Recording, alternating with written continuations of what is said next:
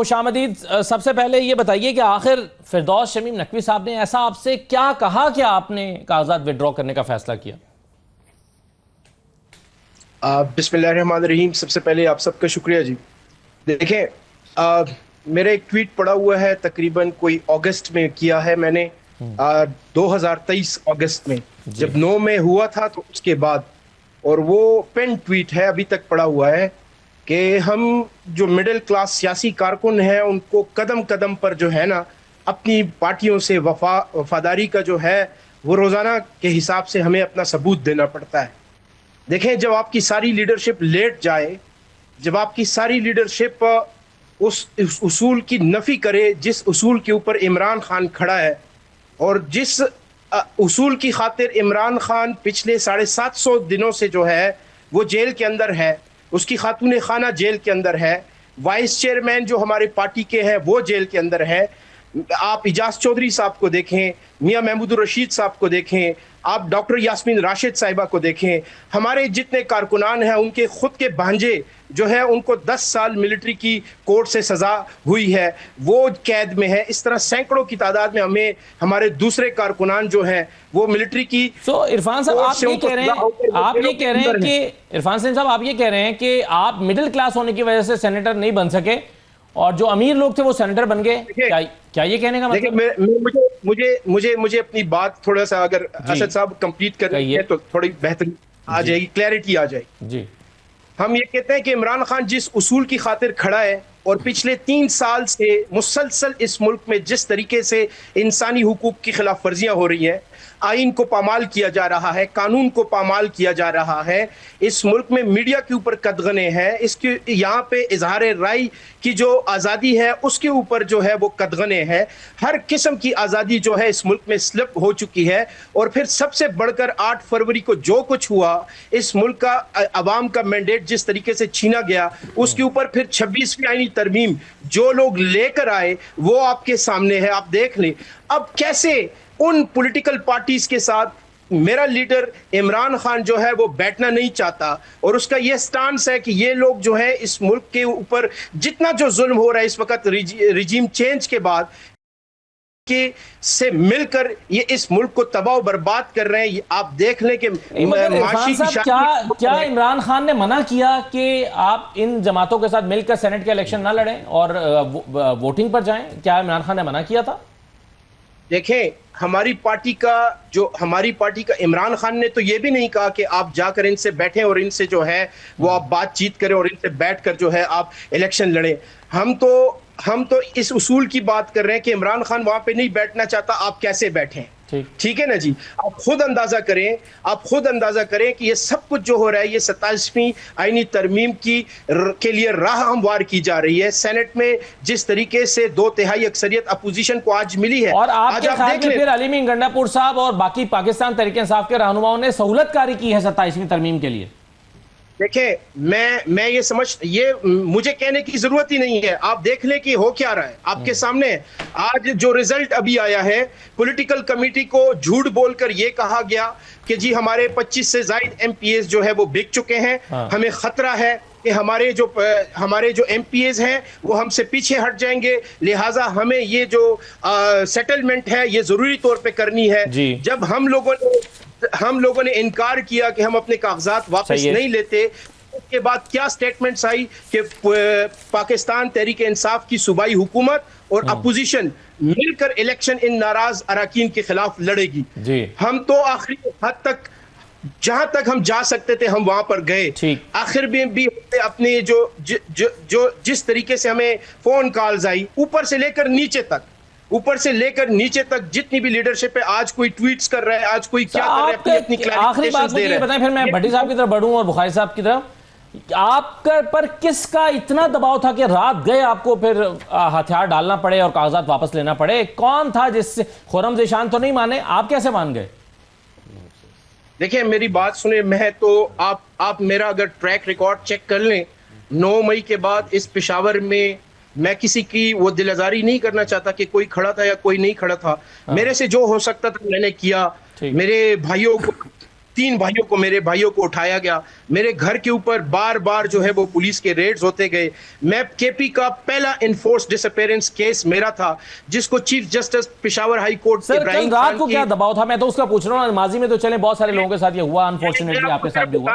कल रात क्या दबाव था? आपको देखे हम उस रियासती दबाव के सामने तो खड़े हो गए, लेकिन अपनी पार्टी के दबाव के सामने नहीं खड़े हो सके। ये सब कुछ जो है वो आज वाजे आगे आपके सामने है। हम जहां तक जा सकते थे हम गए। ठीक है, हमारी अपनी एक लिमिटेशंस थी। हमने जो स्टांस लिया था इमरान खान की, बिल्कुल सही है। इरफान साहब साथ रही हुआ और ना ही दस्तबरदार होने का इरादा है, किसी सूरत पीछे नहीं हटूंगा। यही मेरा इंतहाई वाजे गैर मुबहम आखिरी फैसला है। इसके बाद मुझसे मंसूब की जाने वाली हर खबर को झूठ तस्वुर किया जाए। ये और भी काफ़ी सारी उन्होंने ट्वीट्स की। अब मेरा सवाल आपसे ये है इरफान सलीम साहब कि आपको ये तवक्को थी और गालिबन खुर्रम साहब को भी कि कुछ लोग आपके लिए वोट करेंगे और आपके साथ राब्ते में हैं, लेकिन खुर्रम ज़ीशान को कोई वोट नहीं पड़ा। क्या हुआ? इसकी वजह आप क्या समझते हैं? देखिए, मैं इख्तिलाफ तो नहीं कर सकता। अली बुखारी साहब हमारे सीनियर हैं और उनसे काफ़ी मरतबा इस्लामाबाद की जो जुडिशल कॉम्प्लेक्स उस पर काफ़ी मरतबा उनसे मुलाकात भी हो चुकी है। 4 अक्टूबर के केसेस में भी उन्होंने काफ़ी अच्छी वो अपने दलाइल दिए और उनका काफ़ी कंट्रीब्यूशंस है। लेकिन मैं बड़े बसद एहतराम ये बात करना चाहता हूँ कि ये जो आप कह रहे हैं कि जो लिस्ट मेरे सामने से नहीं गुजरी, आप कोर कमेटी के हुए हैं, ये आप कंफर्म कर लें कि गई थी 15 जुलाई को। अली असगर साहब जो जनरल सेक्रेटरी हैं और फिर केपी के प्रेसिडेंट्स हैं, उन्होंने रेकमेंड की, ये लिस्ट भेजी पॉलिटिकल कमेटी के में। पहली पॉलिटिकल कमेटी की जब मीटिंग होती है तो उसमें 13 में से 11 लोग जो है वो फैसला करते हैं कि हमें इलेक्शन में जाना चाहिए और इलेक्शन के जरिए जो है वो आप वो करें। हालांकि हमारी अददी अक्सरियत असम्बली में ज्यादा है, लिहाजा हमें अपनी सीटें ज्यादा निकालनी चाहिए। हमें अपोजिशन को देखे ना, अच्छा अगर फिर आप करते भी हैं, सेटिंग करते भी हैं, तो फिर हिस्सा बकदरे जुस्सा कर लें। फिर तो उसके मुताबिक आपको करना चाहिए था। जो उनकी स्ट्रेंथ थी तो उसके मुताबिक आप करते। आप खुद अंदाजा करें कि 92 स्ट्रेंथ आपकी है, उसके ऊपर आपके 4 सेनेटर्स आ रहे हैं और 53 उनकी है और उसके ऊपर आप उनको 3 सेनेटर्स दे रहे हैं। आज का जो रिजल्ट आया है 18 वोट ज्यादा हैं। तो आपको नहीं चाहिए था कि आप टेक्नोक्रेट में या फीमेल में या आप अपनी जनरल में एक बंदा इजाफी डालते? आपके इजाफी वोट 18 वोट आज आए हैं। आप देख लें जरा आपके सामने। एक जो अभी इन्होंने कहा है कि ये देखें ना, आज अली असगर साहब का ट्वीट है, वो आप जरा ट्वीट निकाल लें, उसको पढ़ लें। मैं ऊपर नहीं जाना चाहता, नीचे मैं उसके मुताबिक सिर्फ चंद चीजें उसमें उन्होंने नाम दिए जो अभी आपने कहा। आखिरी 2 पैराग्राफ में छोटा छोटा उन्होंने लिखा है, अगले दिन बैरिस्टर सैफ ने जेल में इमरान खान से अकेले 2 घंटे मुलाकात की, जबकि इनकी बहनों को सिर्फ 10 मिनट मिले। ना हम जानते हैं इन्हें क्या बताया गया और क्या छुपाया गया। क्या हर अहम फैसला ऐसे ही होगा, सिर्फ एक रुख दिखाकर? अगर इमरान खान से मुलाकात और ब्रीफिंग का इख्तियार सिर्फ बैरिस्टर सैफ तक महदूद है तो फिर पार्टी को अपने फैसले खुद करने चाहिए और जिम्मेदारी भी खुद लेनी चाहिए। आप समझते हैं कि बैरिस्टर सैफ ने टेबल्स को टर्न किया? देखें, मैं एक चीज बता दूं। अब आप जरा मेरे स्टेटमेंट्स निकाल के देख लें। जब से हमारी गवर्नमेंट आई है, उन्होंने यहाँ पे खैबर में, डिस्ट्रिक्ट खैबर में एक अमन जरगा होता है पख्तून तहफ़्फ़ुज़ मूवमेंट का, उसके ऊपर बड़ी वो इतराजात उठते हैं। फेडरल गवर्नमेंट कहती है कि हम इनको नहीं करने देंगे, हम ये करेंगे, हम वो करेंगे।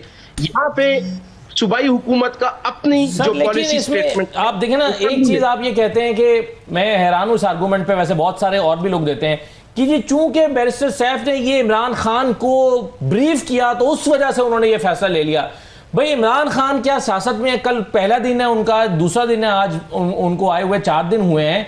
क्या उन्हें नहीं पता कि क्या हो रहा है? क्या उन्हें नहीं पता कि बैरिस्टर सैफ कौन है? क्या वो टेलीविजन और अखबार की एक्सेस उन तक बाज़ औक़ात नहीं भी होती, लेकिन अक्सर औक़ात तो होती है, उन्हें पता है क्या चल रहा है। तो इमरान खान को कोई ब्लेम नहीं करता। आपका जो पैगाम है वो ज्यादातर उसमें डिस्टॉर्शन सी, मैं इसलिए सुन नहीं सका। लेकिन मैं आपको जो उससे मैंने अखज़ किया वो ये है कि देखें ना, एक बंदा 700 दिनों से अंदर है, उसको जो है वो मालूमात नहीं पहुंच रही। वो 10-15 दिनों से उसके ऊपर तमाम हर किस्म की पाबंदी है।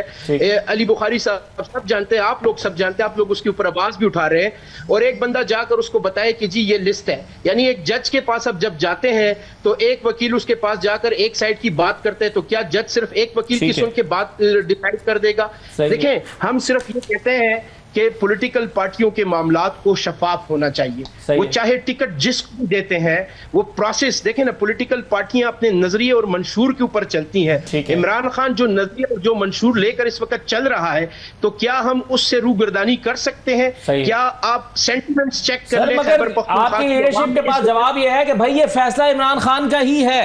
अब शेख वकास साहब से पूछ रहे हैं, सेक्रेटरी जनरल से पूछ रहे हैं, वो कहते हैं भाई ये लिस्ट इमरान खान ने दी है। अब आप इमरान खान को चैलेंज करेंगे, कैसे करेंगे? सवाल ये।